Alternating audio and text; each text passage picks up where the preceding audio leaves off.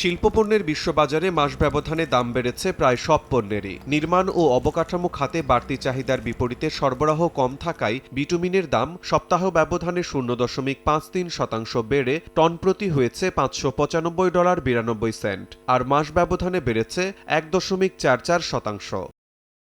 একইভাবে বেড়েছে অ্যালুমিনিয়ামের দামও। সপ্তাহ ব্যবধানে দাম 2.56% বেড়ে টন প্রতি বিক্রি হচ্ছে $3,276। মাস ব্যবধানে 4.31% বেড়েছে। ইলেকট্রনিক্স ও শিল্পপণ্যে চাহিদা বৃদ্ধির বিপরীতে সরবরাহ কমে যাওয়ায় দাম বেড়েছে টিনের। সপ্তাহ ব্যবধানে দাম 2.03% বেড়ে টন প্রতি $56,095 দরে বিক্রি হচ্ছে। মাস ব্যবধানে বেড়েছে 5.15%।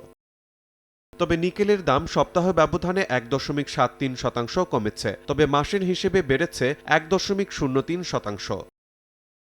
আর কোবাল্টের দাম মাস ব্যবধানে অপরিবর্তিত রয়েছে। প্রতি মেট্রিক টন কোবাল্ট বিক্রি হচ্ছে $56,290। শিমুল হোসেন, সময় সংবাদ।